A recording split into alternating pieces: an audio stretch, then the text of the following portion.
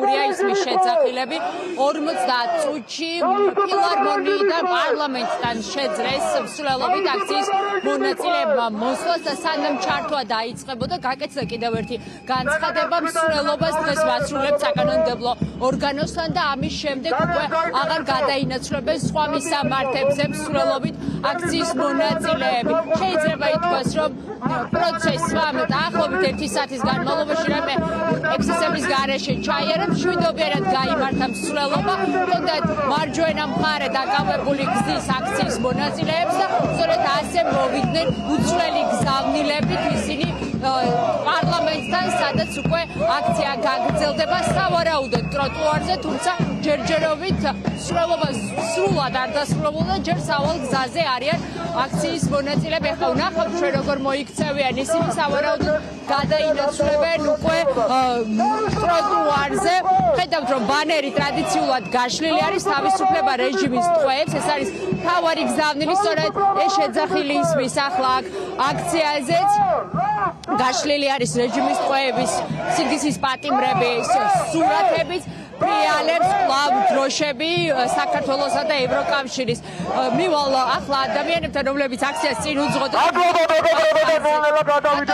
გადაწყვეტილება რომ დღეს აქ დაგესრულებინათ მსვლელობა და რა იყო 415 დღესაც მთავარი გზავნილი აქციის მონაწილეების მხრიდან სანამ ჩვენი უდანაშაულო თანამოქალაქეები კი ბატონო არიან ციხეში ჩვენთვის ყოველთვის თავარი მოთხოვნა ერთ-ერთი იქნება თავისუფლება რეჟიმის ტყვეებს, რადგან ისინი უკანონოდ არიან გამომწყდეული რეჟიმის მიერ და რა თქმა უნდა ვითხოვთ მათ თავისუფლებას და კიდევ რა თქმა უნდა არ გვავიწყდება ის ფაქტი, რომ ქართულმა ოცნებამ ქიმიური იარაღით მოგწამლა პროტესტის დროს საკუთარი მოქალაქეები მოწავა, ეს არის დანაშაული და რა თქმა უნდა ვითხოვთ გამოძიებას და ვითხოვთ მათგან პასუხს.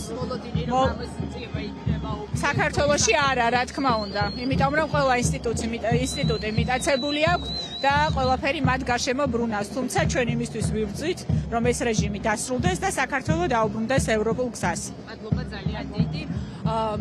საღამო მშვიდობისა, გვითხარით თქვენი გზავნილი რა არის დღევანდელ აქციაზე? პრინციპში შეიძლება ითქვას, რომ 415 დღიდან თითქმის არც ერთი აქცია ალბათ არ გამოგიტოვებიათ. შედეგიანი არის თუ არა ეს? ჩვენ რომ ვართ აქ და არ შევეგუეთ, ეს არის ზუსტად იმის შედეგი, რომ ხელისუფლებამ ვერ მიაღწია მის მიზანს, ვერ გააჩერა ეს პროტესტი. ეს არის ამ პროტესტის და ამ წინააღმდეგობის დამსახურება.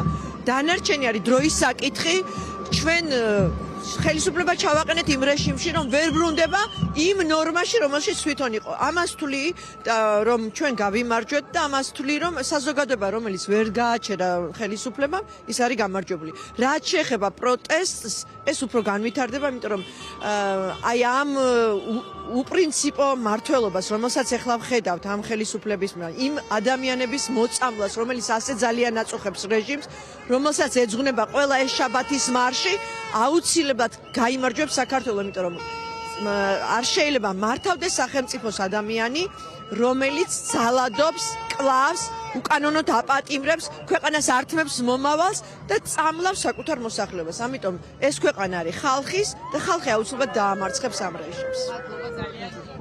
მოისმინეთ მოქალაქეების პოზიციები, რომლებიც ახლა აქ არიან შეკრებილები უკვე საკანონმდებლო ორგანოსთან. მსვლელობა თითქმის დასრულდა, უკან მოუყვებოდა მსვლელობას პოლიციის არაერთი ეკიპაჟი, ხედავთ მათ რაოდენობასაც და მათი ავტომობილებიდან ისმის გზავნილი, რომ გაათავისუფლეთ სავალი ნაწილი და პრინციპში შეიძლება ითქვას, რომ აქციის მონაწილეები ისედაც ეტაპობრივად გადმოდიან უკვე ტროტუარზე, როგორც დასრულდა მსვლელობა, სწორედ ეს იყო ორგანიზატორების მხრიდან მთავარი მოწოდებაც, რომ გადასულიყვნენ სავალი ნაწილიდან ტროტუარზეც. კიდევ ერთხელ განუმეორდები, რომ რაიმე სახის დაპირისპირებას ან ინციდენტს არ ქონია გზაში, 50 წუთი დასჭირდათ აქციის მონაწილეებს იმისთვის, რომ საკანონმდებლო ორგანოსთან მოსულიყვნენ და მათ უკვე გააკეთეს განცხადება იმის შესახებ, რომ ეს იქნება დღეს ბოლო წერტილი და ამ წერტილს აღარ დატოვებენ და კვლავ დარჩებიან პარლამენტის შენობასთან, როგორც ეს ხდება ბოლო 415 დღის განმავლობაში. მადლობა. აი რაღაც პატარა რა ხდება? პოლიცია მიმართავს მე მგონი აქციის მონაწილეებს, რომ პოლიცია მიმართავს და როგორც ხდები დაქტოვებს პირდაპირ ეთერში. ცოცხალ ძალას უწევს სავარაუდოდ, რომ დაარეგულიროს მოძრაობა აქ, თუმცა აღარ მიუმართავთ პოლიციელებს, გადადიან ისინი გზის მეორე მხარეს, სადაც ძირითადად აქციის განმავლობაში არიან ხოლმე შეკრებილები და ავტომობილებიც ჩვეულებრივად გადაადგილდებიან ამ დროისთვის.